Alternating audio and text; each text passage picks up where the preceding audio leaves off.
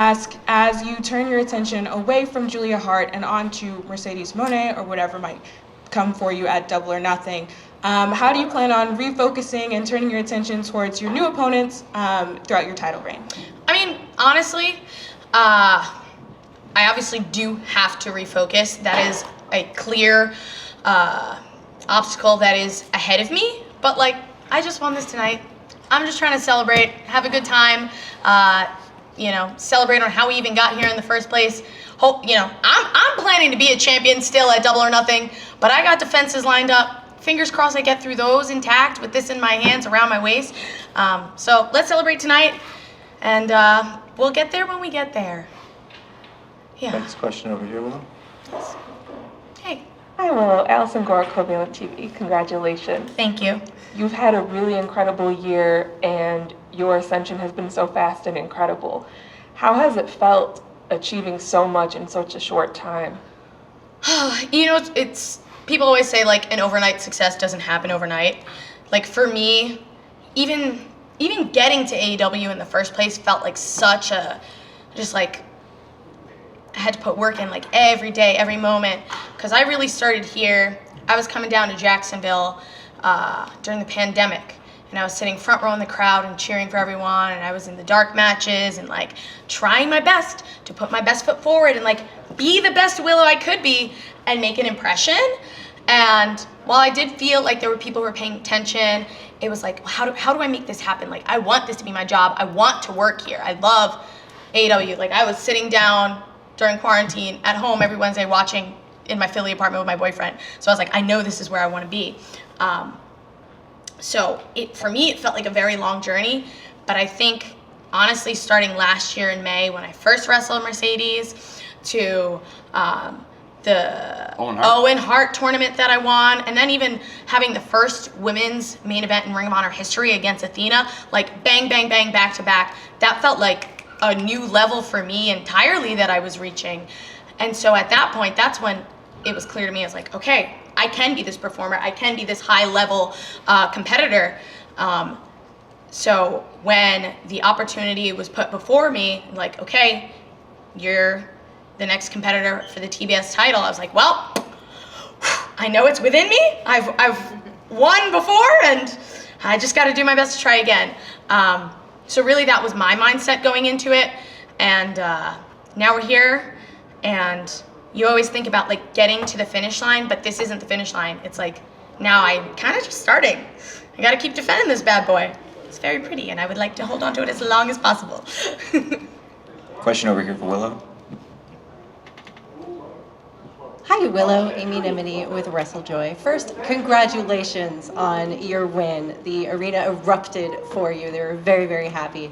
Now, you've had this incredible storyline and this incredible rise to this moment as the TBS champion. And I was curious, when you look at moving forward, you're celebrating your win tonight, and you've said that you're just getting started. What kind of mark are you looking to put on the TBS championship? Each champion so far seems to have had their own mark that they've left on the title. Jade was the inaugural dominant champion. Chris Statlander seemed to showcase the strengths of the division, and Julia, of course, was shadowed in an enigma. What sort of mark are you looking to put on the TBS championship going forward? Thank you, and congratulations again. Thank you so much. Also, shout out how many women journalists we have in the audience. So far, all 3 questions have been women journalists, and I love to see that. And as far as like my title reign, what I want to kind of be taken away is obviously Chris Statlander is someone who's so very close to me. I've known her for years and years and years. We both came up in Long Island wrestling together, and it's really great to be at this stage together and have her like right by my side for all of it. So I look to her as someone who was like an amazing TBS champion in my opinion, who was like constantly working like Dynamite, Rampage, Collision, back and forth, like all the time wrestling, and just like showing how like you can't mess with her. She's the best. She's a champion for a reason. So I hope to follow in her footsteps in that regard. But one thing that I am particularly proud about my role in AEW is I've noticed, or I guess I take pride in like being someone who's gone overseas, gone to work with our partners at New Japan and CMLL, and I've wrestled in Japan and in Mexico so far, being like the first woman in our division to go representing AEW specifically. And personally, I hope that I would have opportunities to bring in people from different countries. You know, I think we have an amazing roster. I want to face as many other girls that we got here as possible, but also if we could get any of those Stardom, CMLL wrestlers in, if that could be possible, I would love that. I want to be a fighting champion. Willow, next question over here.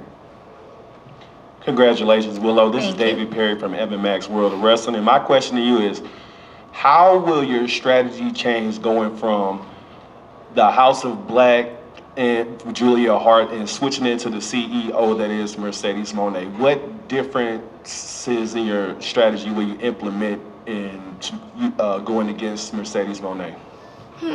That's a really great question. Personally, going into tonight's match with Julia, I had never pinned her before. I'd never won a match against her before. So I did have to try and like come at this from a different angle previously. With Mercedes, I have the same advantage where it's like, well, I have wrestled her before. So anytime you're wrestling somebody you already have experience against, you have a little bit extra knowledge going into it. But I am someone who has been wrestling for the entirety of the past year. Mercedes has not, and we really don't know what she has been doing in the meantime, whereas all of my recent work has been out there for her to study. So there is a little bit of like, I don't know what to expect, but also I was her last opponent and I beat her.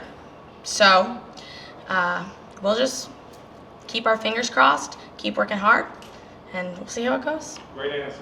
Thank you. 2 more questions for Willow, one over here. Hi, Willow. Hi, Phil. Hi. The TBS title has kind of become the belt for homegrown talent, whether it be Julia, Jay Cargill. How does it feel to be a part of that lineage? You know, I've actually never thought of it that way. But to me, I've already spoken about how much I love AEW, how even before I was here, I was watching it on my couch every Wednesday night. But to be at a company where I kind of started at the bottom, right? Where I was striving to prove myself time and time and time again, to now be the TBS champion, it's a great honor. And when I look at the women who held the championship before me, I really do have so much respect and appreciate what each one of them has been able to do. And of course, for myself, selfishly, I don't want to let this championship down. I don't want to let myself down. But I also feel like I have to uphold the level of competitiveness, the level of like regality even that every single champion so far has held. So I know that that's what's ahead of me, and that is what I aim to obtain and continue to like manage. Got a lot of good head nods on regality. Regality. Do we have one more question? I think that's it. That was it? Great. Well, thank you so much, Willow. Huge congratulations. Congratulations. Again, go out, celebrate, enjoy your night. I sure will. Thank you so much, everybody.